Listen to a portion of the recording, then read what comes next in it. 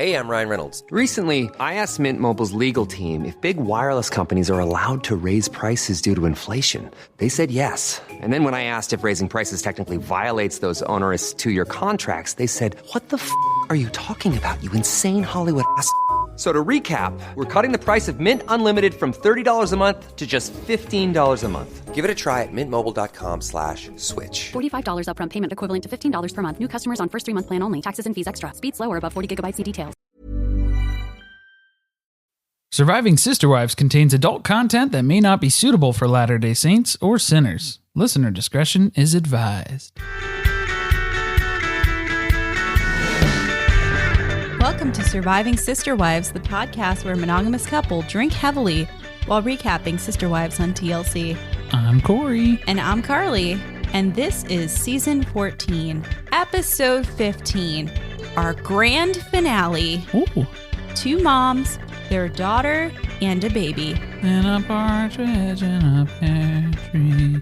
Expecting Cody to jump in. 5 gold rings. That is the way he does things. Yeah, ring fixes everything. It's hard to believe, but somehow this is our finale. Yeah, a lot of people on Twitter couldn't even believe it. They didn't even know that it was the finale.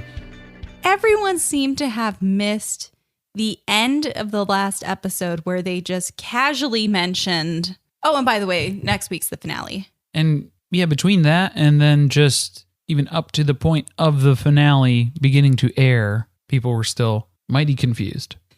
Well, usually a finale gives you a conclusion. Yeah, nothing. That was what was so hard to believe, was that nothing happened this season at all for anybody. We finally got to the point where we had a storyline. Something was cooking. And then they just abandoned it. And we're like, that's it. That's the end. We'll save that for next season. Y'all come back now, you hear? But anyways, so we do have a couple of quick announcements before we do jump into this finale episode for season 14. The big takeaway here being that season 14 is over. Which means this party's just getting started. We are going into our rewatch starting next week. We're going all the way back to season 1, episode 1. Meet Cody and the wives. Oh, yeah.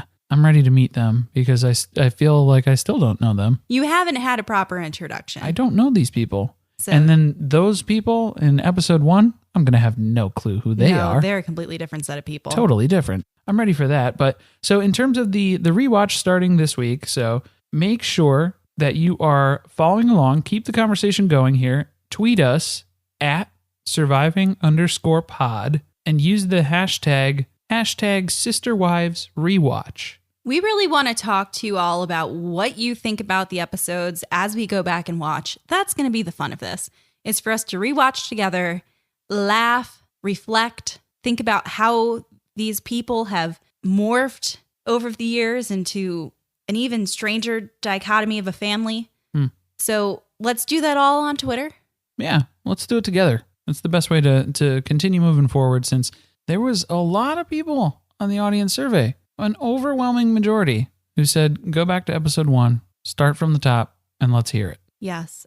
It was a strong 80-90% of you who said that you want to go back to the beginning.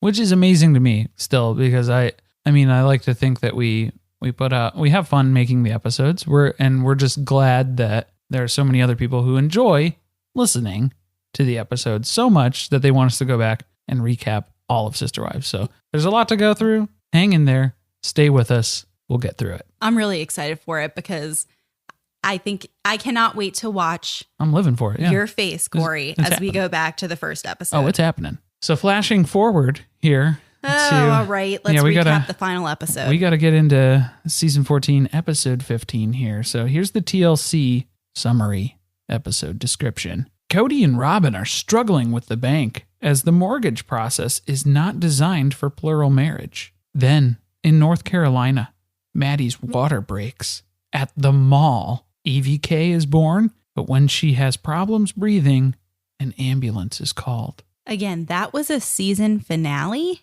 Yeah, it's... Huh? I feel like they gave away too much. That was the whole episode. That's the whole episode. And I would like to think that the people who write the episode descriptions listens to our podcast too, secretly, as that first sentence where Cody and Robyn are struggling with the bank as the mortgage process is not designed for plural marriage. It's a war on plural marriage. It's the war on plural marriage. Modern society can't handle them. But this brings us to the next part of our episode. I know, it's our final episode description. Yeah. Rewrite description. Rewrite. For the season, for season 14. Ready to hear it? I think we're ready. Robyn admits she's a monogamist taking money from 3 other women. Paul Blart nearly becomes Maddie's midwife. Janelle checks Caleb's GPA. Meri's finale performance is to disappear. What a performance. Outstanding. That was the most bizarre thing about this episode. To just ghost Meri on the last episode. Be like, yeah, we ran her over with a truck and backed that thing up on her last episode. Yeah, we're not gonna circle back for anything else. That's it. That's all you needed to hear. The end. Because what if that's the last episode? They haven't been renewed yet, officially. I mean, we don't know what's going to happen. Right, but I'm if that just, was the last episode, if that yeah. was. Bye, Meri.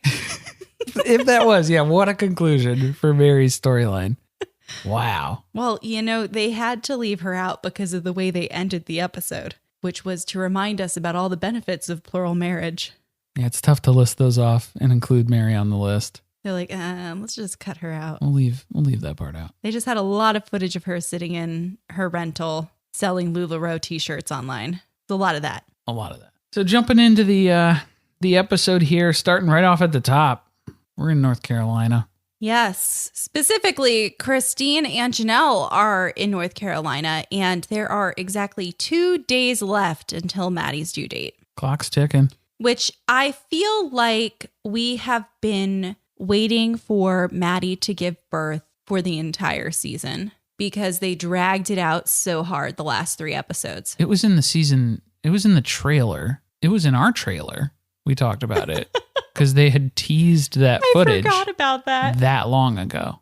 Well, so this has been on the back burner. Truly exciting. Oh yeah, and it's definitely been a slow burn as opposed to Meri's forest fire a couple episodes ago. Christine doesn't understand how monogamists do it. She's here. She's supporting Janelle. They're both here for Maddie together. They're going to help her get through this birth. How do monogamists do it? All alone.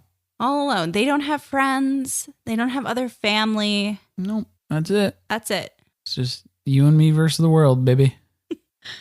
Maddie is like really over being pregnant now. Dude, Maddie and Janelle are both just a complete wreck. They're a mess. Well, this is like the 18th time that Janelle has come to North Carolina this season. Yeah, and she's been flying back and forth, and it's like, man.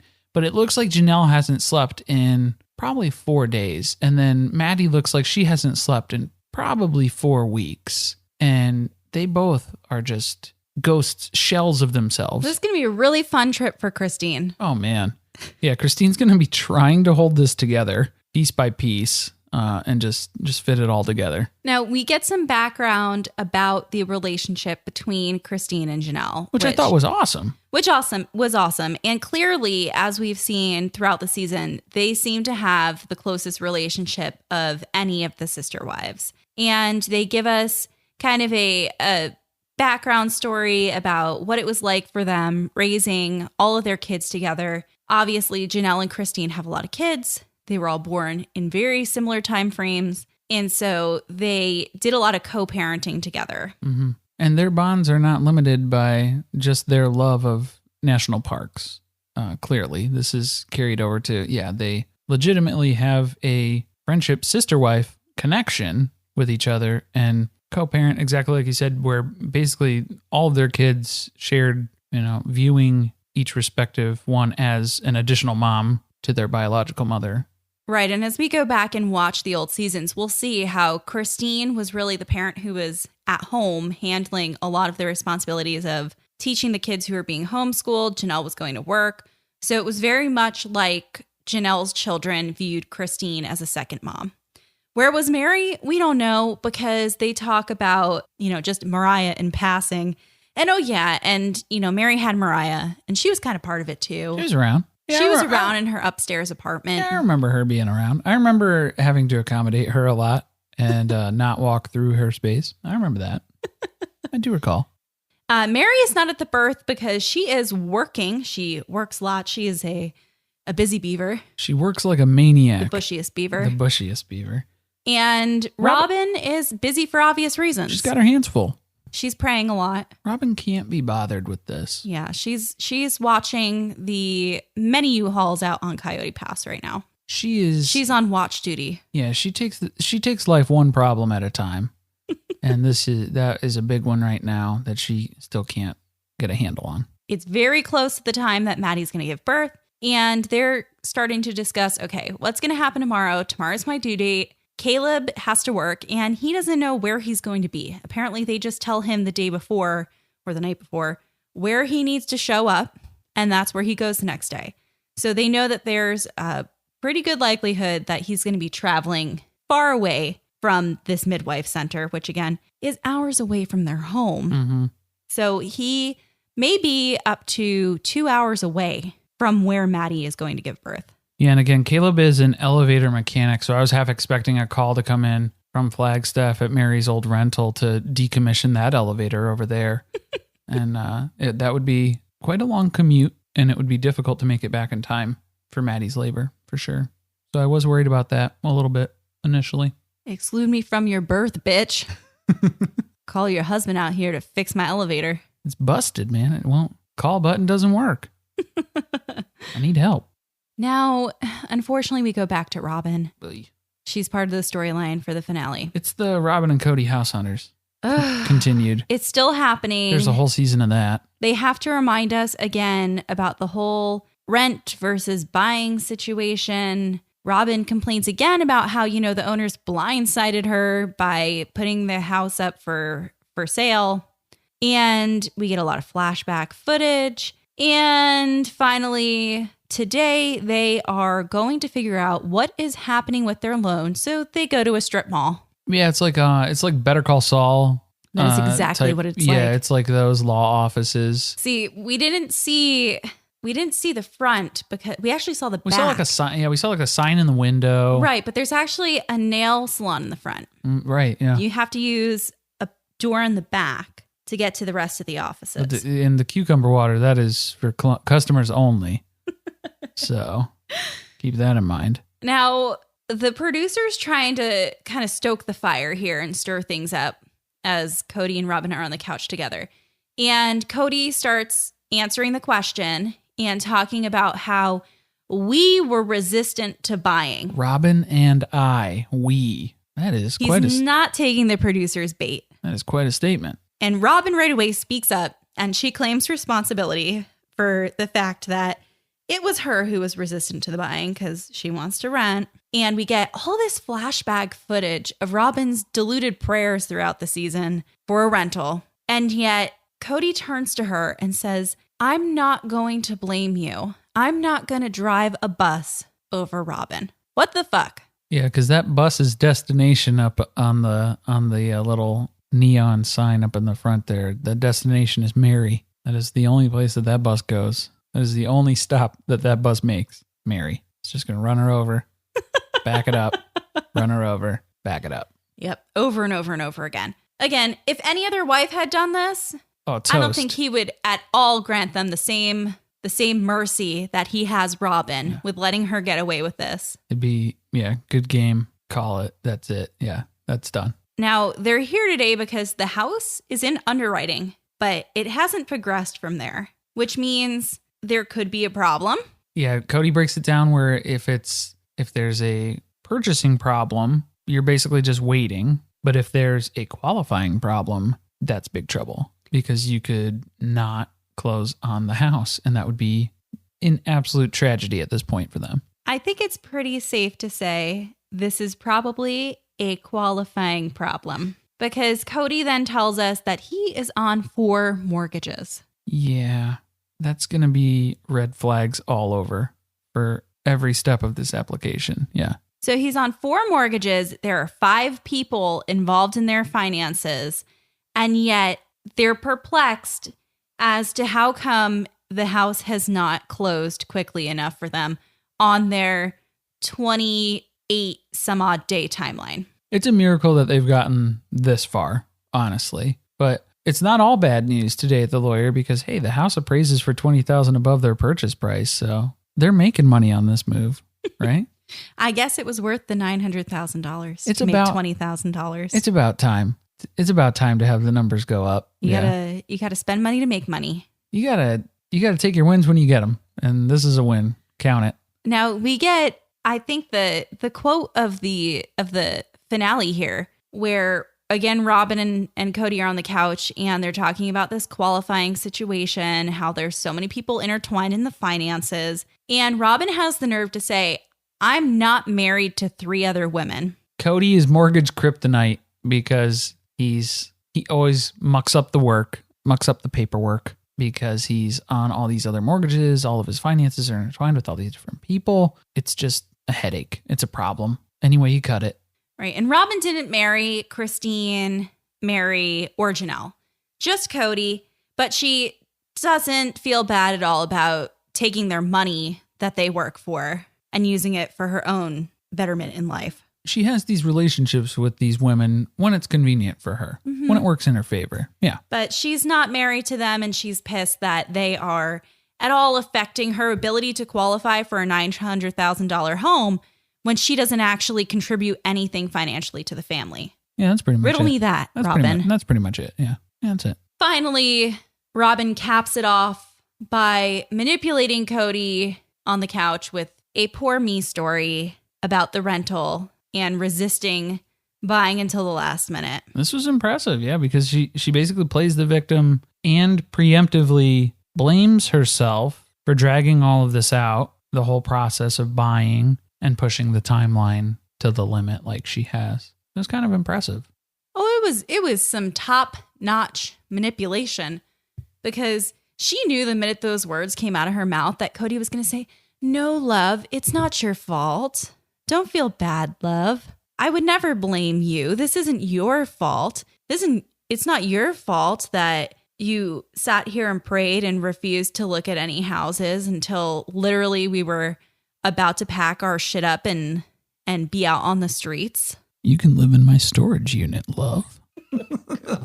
Right? That's pretty much it. Enough of them. Fucking over Robyn this season. Yeah. Today is Maddie's due date, and she is going to the midwife for a checkup. All right. Yeah. Let's talk about something important. I'm not talking about Maddie's birth. I'm talking about, did you see the poster? The poster in the background. Did you see that thing? So when she meets up with the midwife, there's like this, it's really hard to describe it. Go back and watch it. If you got it on your DVR, if you can manage to sit through the Robyn and Cody lawyer visit again on demand, go back and check this out because it's very difficult to explain. We'll try to explain it to the best of our ability. There's a poster on the wall right over Maddie's shoulder, and it's like a mythical looking woman is sucking the life out of a newborn baby under a night sky of stars.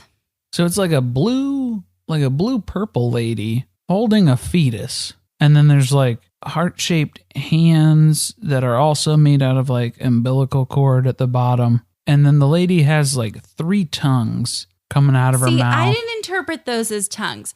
Okay. I interpreted that as her breathing in and sucking the baby's soul out of it. Oh, like in Hocus Pocus? Yes, that's exactly what she was doing. The life force. Hocus Pocus-esque. And she was breathing in the baby's essence. Yeah, because I mean, it looked weird because it looked like one of the tongues was going right into the baby's mouth. It was kind of off-putting. And she had like clouds for hair. It was like very wavy. This is the Witch of the Woods, isn't it? Oh, the old lady of the woods. I want to point out Oh. that is the lady. That is the exact tale we told in poster form. Yeah, I guess this is one of those times where it's like, does art impersonate life or does life impersonate art, you know? It was creepy as fuck. I would have walked into that midwife's office and seen that thing on the wall and been like, I think I'll go to a hospital. Thank you.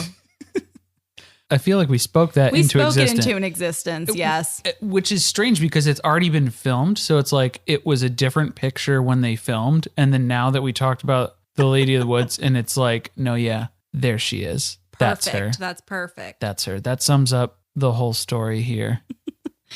So they're at the midwife, and the midwife, Lydia, wants to start sweeping things.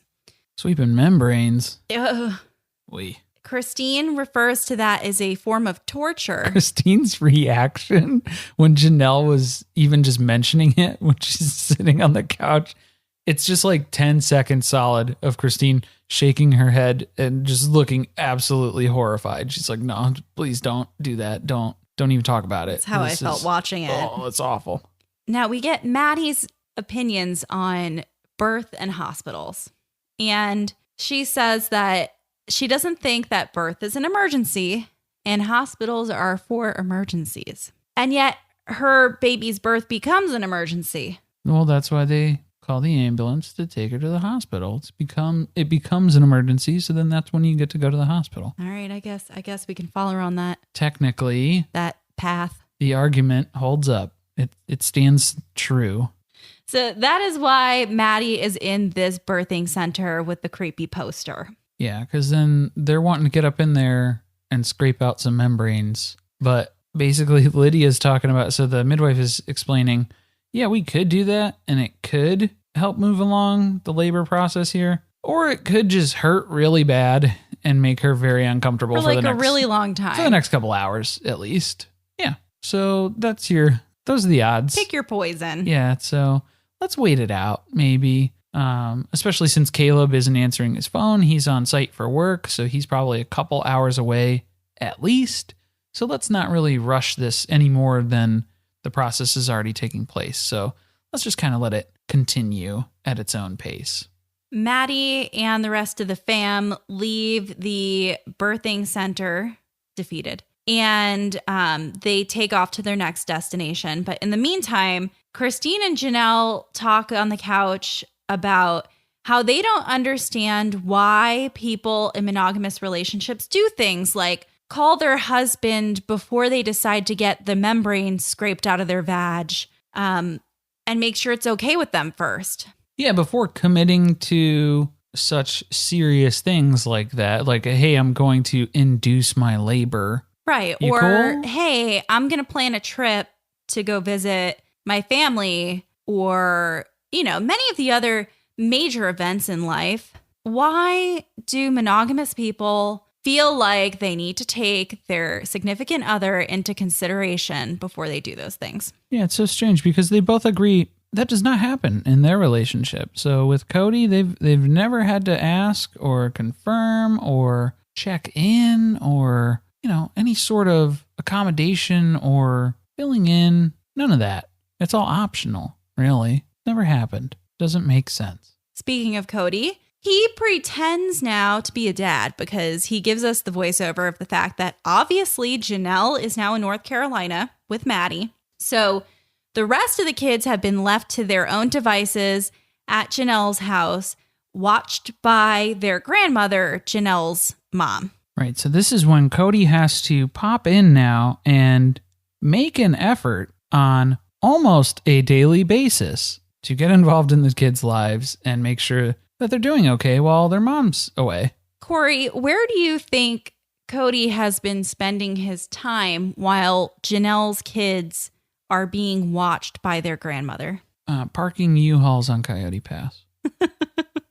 Pitching tents on Coyote Pass. Yeah, it's pretty clear here that Cody has spent his entire summer with Robyn because Gabe tells him about how he is currently doing homework in the middle of summer. Or I'm sorry, the end of summer. Yeah. Because he is trying to skip his senior year. Technically, he should just have finished his junior year and be going into senior year. But instead, he's planning his escape from Flagstaff. Yeah, he's got to get out of here ASAP. He's doing schoolwork all summer. He's been doing schoolwork. Mm-hmm. And this is the first time, apparently, that Cody has come across him in this situation. What was amazing, too, was how Cody still pinned that on Janelle. It made that her fault. Mom doesn't fill me in on this stuff. So, what's going on? Like he asks. So, what are you doing? I see you're doing homework and it's summer. That doesn't make any sense. What are you talking doesn't about? even know if Gabe is in high school or college. He asks for clarification. And Gabe has to explain multiple times that, no, dude, I'm not taking a semester or taking some classes over the summer here. I'm literally cramming my entire senior year into the few months 3 months of summer so that I can graduate early and then just go to college this fall. Not only does he not know that this is taking place, or he has a very vague idea of what's happening from what Janelle's told him, but Gabe also has to explain the advantage of doing this, in that he has to take his entire senior year of school right now, get that done with. That way he gets to start college early and for free. So he doesn't even know Gabe's college plans at this point, or the fact that it's not going to cost the family anything. Well, to be fair, he thought he had another year before he had to talk college plans with him.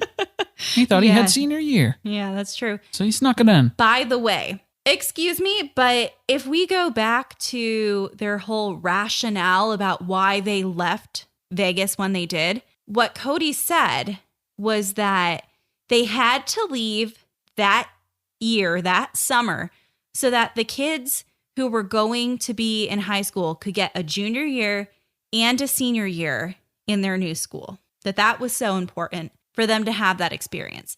And then he doesn't even know what Gabe is doing in school, putting that out there. No, I think, yeah, and for Cody, his main takeaway here is just, wow, I got smart kids. I wasn't... I never did me that book learning, but man, I got me some smart kids. It's not that he's totally disconnected from what's going on in his children's lives. It's that, dang, my kids are smart. I don't know how I got all these smart kids. I was a bonehead, he said in the past tense, as he sits before you, complete bonehead. He admitted that he was stupid when he moved to Flagstaff. That was only a few episodes ago. We're still there. We're still there, Cody. It's not the past tense. Well, if he wasn't smart in high school, at least he was popular amongst his peers and his teachers. But whenever somebody self-proclaims that, it's like, oh boy. Especially somebody like Cody. I missed that part. He said that? Oh, he said that he never did well in school, but he was popular. He got along with everybody. What a dick. You know, everyone was like, ugh, that Cody guy. Oh, God, he's a dick. Back in North Carolina, Maddie is at the mall in her water breaks as she gets out of the truck. Yeah, she stomps her foot a little too hard stepping out of the cab there. Just breaks it loose. And yep.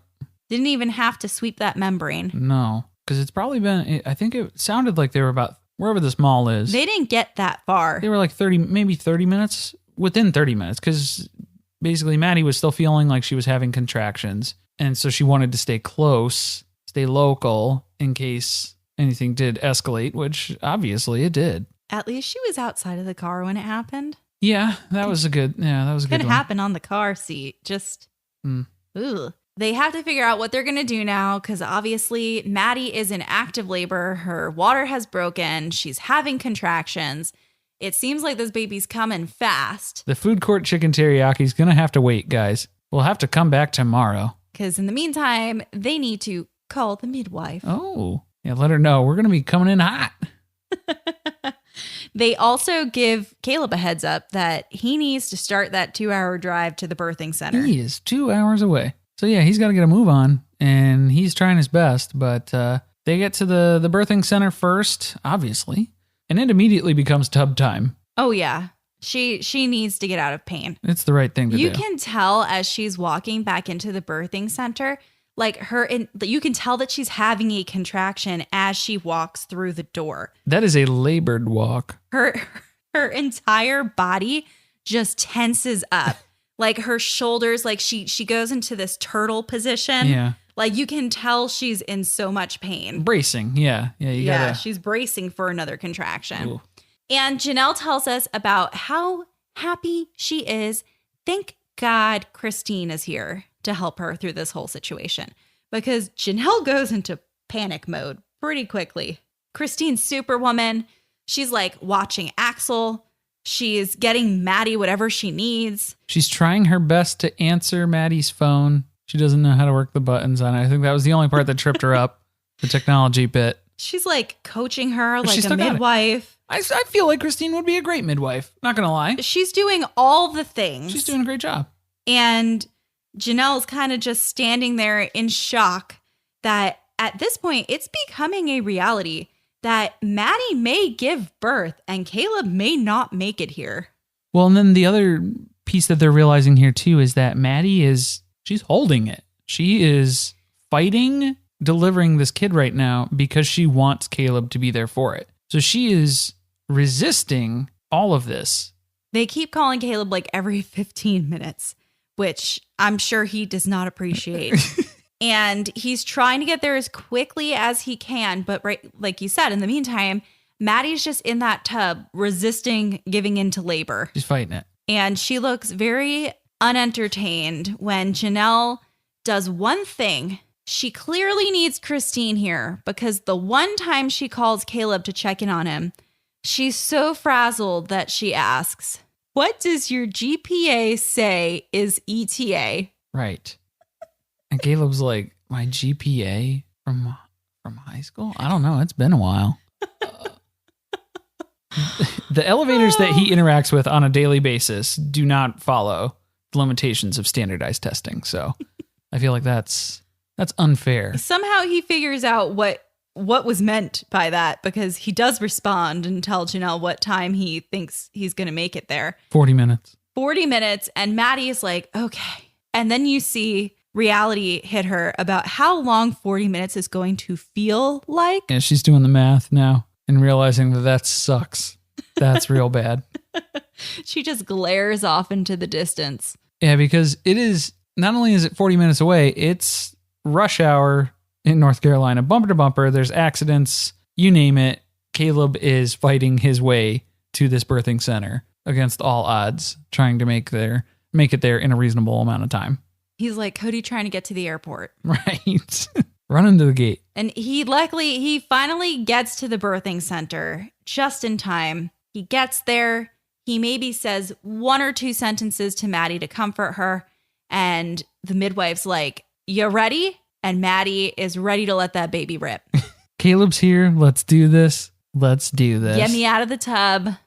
I just love that Christine was like, "I've never been happier to see Caleb before in my entire life than I was in that exact moment." So that was really special. To get people excited about Boost Mobile's new nationwide 5G network, we're offering unlimited talk, text, and data for $25 a month. Forever. Even if you have a baby. Even if your baby has a baby. Even if you grow old and wrinkly and you start repeating yourself. Even if you start repeating yourself. Even if you're on your deathbed and you need to make one last call. Or text. Right, or text. The long-lost son you abandoned at birth. You'll still get unlimited talk, text, and data for just $25 a month with Boost Mobile. Forever! After 30 gigabytes, customers may experience slower speeds. Customers will pay $25 a month as long as they remain active on the Boost Unlimited plan. Forever. Ryan Reynolds here for, I guess, my 100th Mint commercial. No, don't. I mean, honestly, when I started this, I thought I only have to do like 4 of these. I mean, it's unlimited premium wireless for $15 a month. How are there still people paying 2 or 3 times that much? I'm sorry, I shouldn't be victim blaming here. Give it a try at mintmobile.com/switch. Whenever you're ready. $45 upfront payment equivalent to $15 per month. New customers on first 3-month plan only. Taxes and fees extra. Speed slower above 40 gigabytes. See details. Next, we get to see footage of a closed door and overhear the screams of a woman in labor. It was very unpleasant. We get to see the clock a number of times, the thermostat. Yeah, we had to keep track of how long this has been going on. So basically from the point that Caleb arrived, it's been maybe 30 minutes, 45 minutes. Yeah, this has not been long. This is a fast birth, especially when you compare it to how long it took her to have Axel. Which was like, what, a week and a half? It was days. She said 4 or 5 days. Yeah, it was crazy. I mean, no. Yeah. Nope. No, yeah. So she is in the middle of birth. So they don't give us any footage. Thank God. Thank God. Because basically we're getting a little too descriptive of what was going on in the room afterwards. Right. So because we have the absence of footage, the producers decide to ask Christine and Janelle what it was like in the room. And Christine decides to go pretty graphic. She recalls with vivid detail, excruciating detail. Maddie is on all 4s on the bed. Didn't need to know that much. And she's pushing that baby out. She's taking breaks. They joke that she falls asleep. She has contractions. She gets through it. She just collapses and passes out basically until the next one hits and then just keeps pushing again. So everybody's just trying to accommodate what's going on here. And finally, the baby is coming. Getting close. The baby is crowning, if you want to use a a medical term. There's going to be plenty of those later on in the episode. Medical. And at this point, Maddie is refusing to let Caleb leave her face zone. Wherever he is stationed right now, that's where he needs to remain. And someone needs to catch the baby, which is a term that just disturbs me to my core. So Janelle gets the honor of being able to stand there to catch the baby as she emerges. Grab your catcher's mitt, Janelle.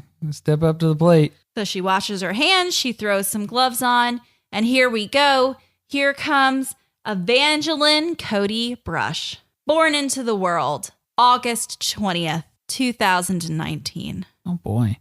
Yeah, so a couple pushes, a couple of post-birth pictures, because apparently they allowed the still photographer in the room, but not the cameras for the show. But yeah, from that point then, normally it would just be snuggling up with mom and kind of getting dialed back in here and stuff. But what they're running into is that the baby's having a hard time breathing. Right. So now things are getting scary. They end up having to call an ambulance to take her to the hospital because she needs oxygen. They explain the medical term for this situation. I didn't write it down. it's TTN. It's still a bunch of words. I'm not a doctor. I don't have a medical degree. I'm just a podcaster, guys. I'm barely that. We're barely podcasters. So the baby needs oxygen, and it could be that this is just like a little temporary thing, that she gets a little oxygen, her lungs kind of catch up to what's going on, and she'll be fine. Or it could be worse than that, and sometimes babies quickly and rapidly deteriorate in that situation. So the midwife ain't playing around. Better safe than sorry. Better safe than sorry. They're going to transfer her to a hospital. And the plan is that Caleb's going to go with the baby, and Maddie has to stay at the birthing center because she just gave birth. She needs to stabilize. Guys, she was in shock from birth. Like she was bleeding too much too. So that was still a concern that they were monitoring and trying to take care of while they're dealing with the emergency going on with the baby too. I do want to point out, this is a reason why it's good to be in a hospital. And this is coming from someone who dislikes hospitals strongly.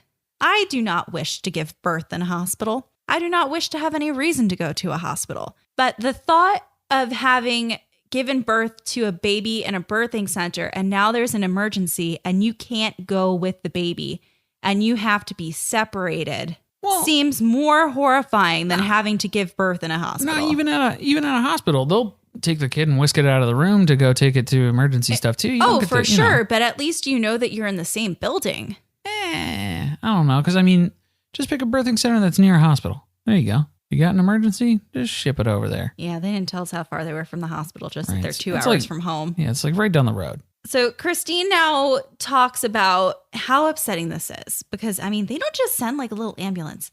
This is like some big money, nice ass, expensive, heavy duty looking ambulance. Like this is a serious ambulance. First response, yeah. And they get the gurney out. They've got a whole little box set up for the baby. It's like really terrifying to look at. Yeah, it's like Jurassic Park, it's like what they do with the eggs. They got like the little containers. It's like a little terrarium that they put the baby in and wheel her out. They had a clipboard on top of the little box there that the kiddo was in. And then they went to go lift up the whole apparatus to put it in the back of and the clipboard fell out. I saw it happen before it was going to happen. And I was like, you shouldn't have that there. And then it like fell onto the table thing. I was like, oh boy. Give them a break. They're busy. I don't know. That bothered me. They're dealing with a lot. But no, and Christine's talking about how worried she is.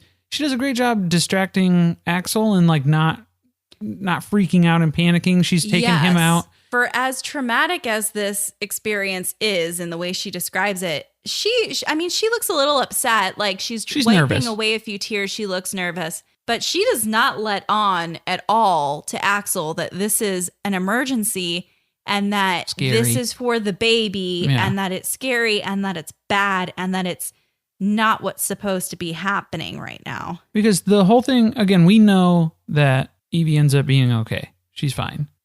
We know that because she's been fine since before the first episode aired this Right. season. This so baby's been in this world for a while at this point. she's good.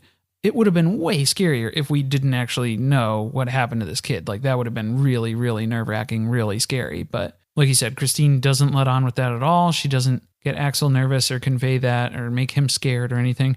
She spins it as a positive. She takes him out in the stroller and, hey, dude, you get to see a really cool big car drive up to the birthing center now. Isn't that neat?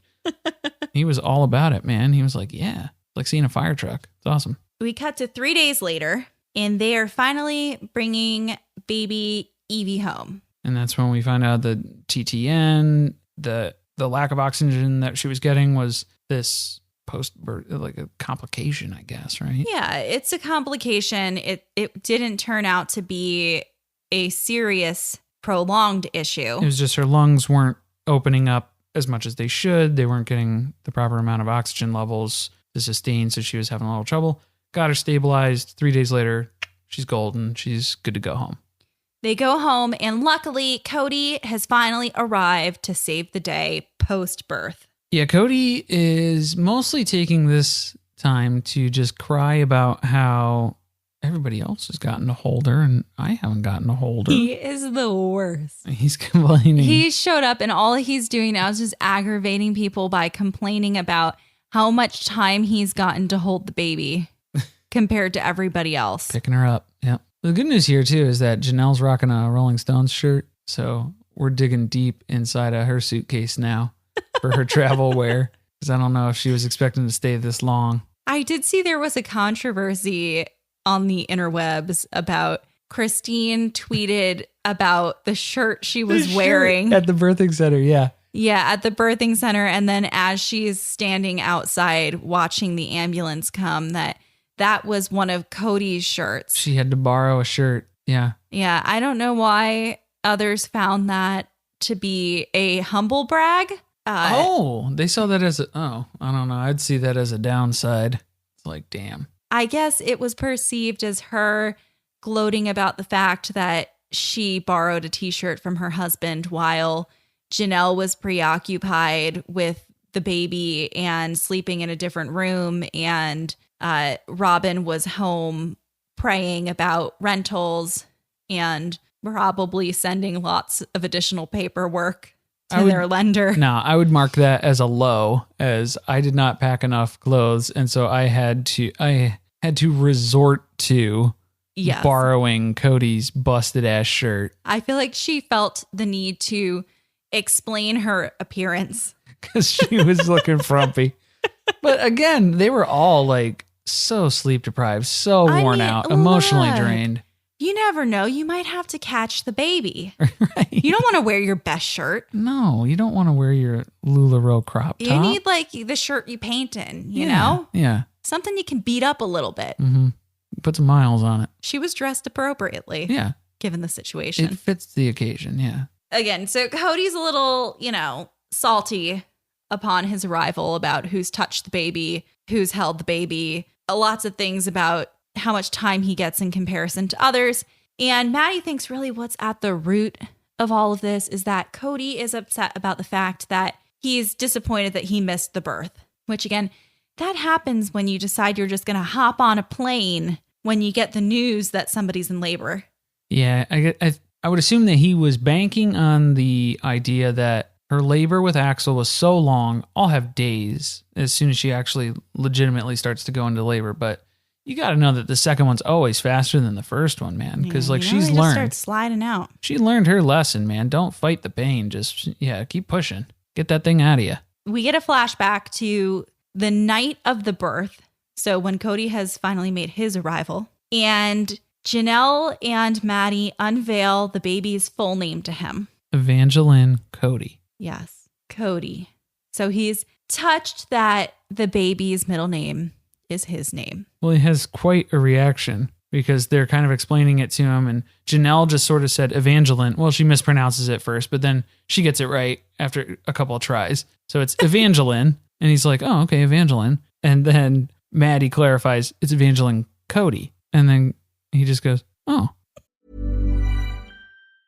The new Boost Mobile network is offering unlimited talk, text, and data for just $25 a month for life. That sounds like a threat. Then how do you think we should say it? Unlimited talk, text, and data for just $25 a month for the rest of your life? I don't know. Until your ultimate demise. What if we just say forever? Okay. $25 a month, forever. Get unlimited talk, text, and data for just $25 a month with Boost Mobile forever. After 30 gigabytes, customers may experience slower speeds. Customers will pay $25 a month as long as they remain active on the Boost Unlimited plan.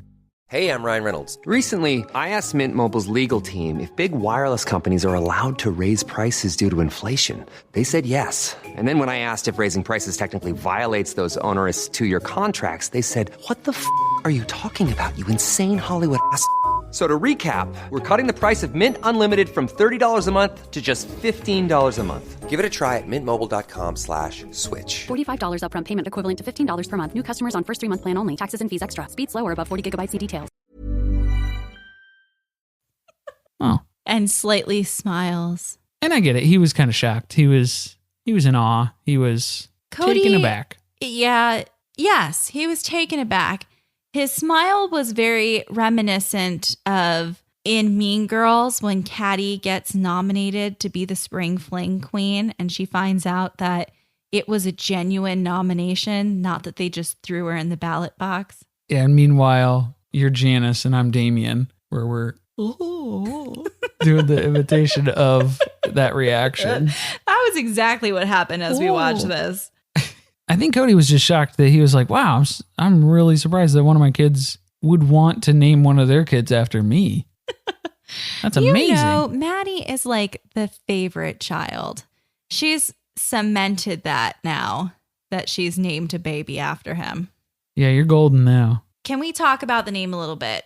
Yeah, it's a whole mishmash alphabet soup here. Yeah, and they explained it in her earlier episode about like the significance of the first name where they just hodgepodged and stuck a bunch of other names that were important to them together and made Evangeline instead of Evangeline. Yeah, it's Caleb's grandma's name, Janelle, a little bit of Janelle's name, and then Lynn is Caleb's mom's name, and then they threw Cody in there for the middle name too. So this is a mashup of 4 different names. The most annoying thing is that they are insisting on calling her EVK. EVK. Evie, okay, that's cute. I get it. It's a lot to say Evangeline all the time. Yeah. But the abbreviation of the middle name to just the letter K is a trend that I am not understanding because this is not the first time we've seen this in reality television. Any Teen Mom fans out there who watch Teen Mom OG, we got Cheyenne with Ryder K, and they have to say the K. I don't understand it, but I have a feeling we're going to hear her referred to as EVK Yeah. a lot moving forward. Yeah, I think that's strange because then EVK, you're only one syllable off from her actual name. So it's like not really shortening it. It's like Evie. That's like half of No, what I the name literally would just be. think they think that the letter thing is cute, Yeah, I get that. which I guess you could have just called her middle name could have just been K-A-Y instead of Cody. Well, then you don't get brownie points. That doesn't count. No, that's true. You don't get brownie points by doing that. Not fair. They now talk about, how cute Evie is. She's pretty. She's super alert. It's almost like she's not even a newborn because she's so alert of her surroundings and interacting with them already. Well, she's got to be alert. Axel's already poking her in the face. She's like, got to be on guard. She's getting the big brother treatment. It's like, welcome to the family, kid. Yeah, he got a little too close for my comfort level. Yeah, he got real close to the eyes. It's like, keep the little fingernails away from her eyes. Jesus Christ. Dangerously close. Now, Maddie and Caleb get into some serious info that they've been holding back from us, but anybody who's followed any of the info about Evie since she was born already probably knew this. So she was born with something called Fatco syndrome, which is There's a whole bunch another Latin word that I am not going to pronounce. There's a whole bunch of Latin words that make not a very nice acronym name. Yeah. So I feel like going with the casual term of limb difference, I feel like that's a nicer way to talk about it. Yeah, there was a lot of words jumbled in here, but basically all it means is that she has a genetic anomaly. Yeah. So extremely rare. very rare. She is missing some fingers. Some of them are fused together and or webbed. She's missing her fibula, and she also has a bowed tibia. Yeah. So one of her legs, it seems like only one leg is affected. The one without the fibula is the one that's shorter, because that's basically her shin bone on the one leg. That's your longest bone in your leg. So. Which it's not there, so that's why there's a significant difference in the length of her legs. Which is already kind of apparent in photos of her as a newborn. But what Janelle explains is that as she grows and gets older and her limbs grow along with her, that is going to become more pronounced. So at this point, it's not any type of issue or anything that she's going to be affected by as an infant or being able to crawl. She should have perfectly normal development. Yeah. But as she starts to get older, it's going to become something that they may need to address surgically. Yeah, either, amputation or, going with a prosthetic limbs. Yeah. I'm sure there's a lot of things that are unknown at this point, just given how small she is and not knowing, what that growth is going to look like. Right. So, well, I think the main sentiment that really comes out of this is that they just want what's best for their kid. And I mean, like, who doesn't, it's, so I mean, that all made sense, where they want to make sure that she doesn't feel restricted by it in any way. If she wants to get involved in something, they're going to encourage her to do it, so.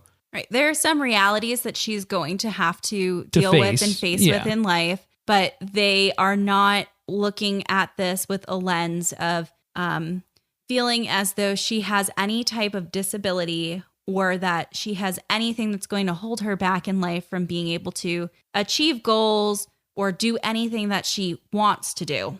Karate, ballet, whatever. Do it, kid. Do it up. It seems like they took their time to really think about how they wanted to introduce this to the world and speak about it in a way that is sensitive to the fact that their daughter is going to see her birth and how her parents dealt with the news that she was going to have issues with some of her limbs. And, whenever you see that on TV, I feel like people think that they feel like they have a platform to speak for other families who have children who deal with similar things and be an educator as well. So, yeah. But aside from Fatco baby's limb difference and, all the learning that's going on with the medical terminology and things that the child is expected to face, I also learned that the Browns refer to changing diapers as change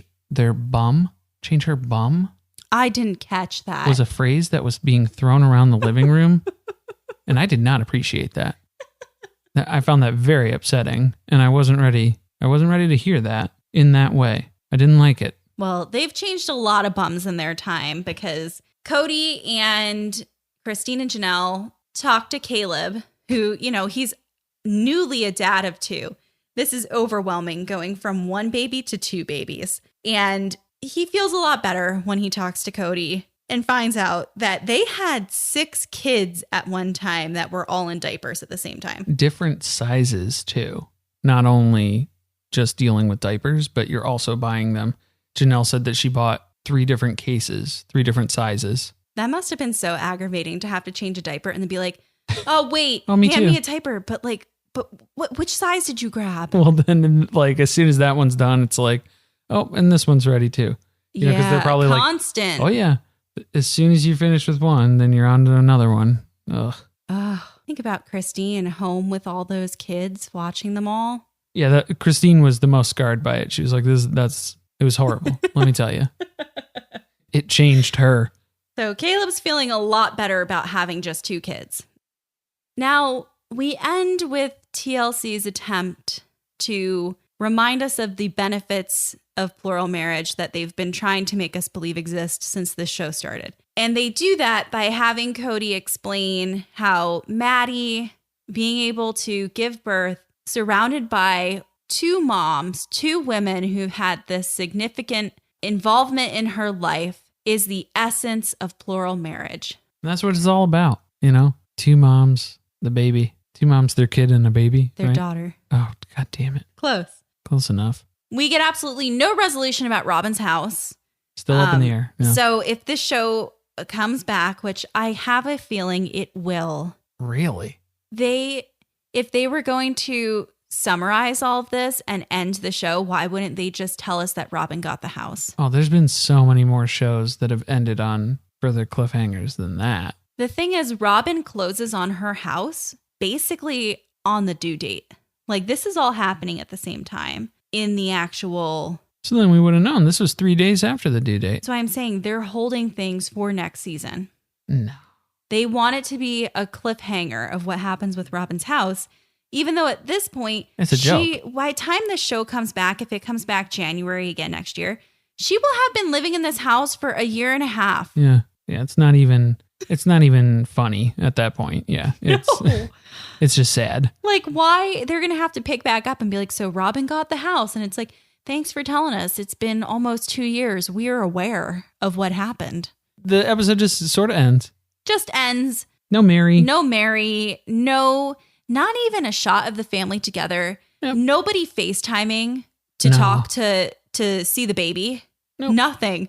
There's just this awkward, like, again, why people felt like it wasn't a finale and they thought it was just another episode was because it just ended like another episode.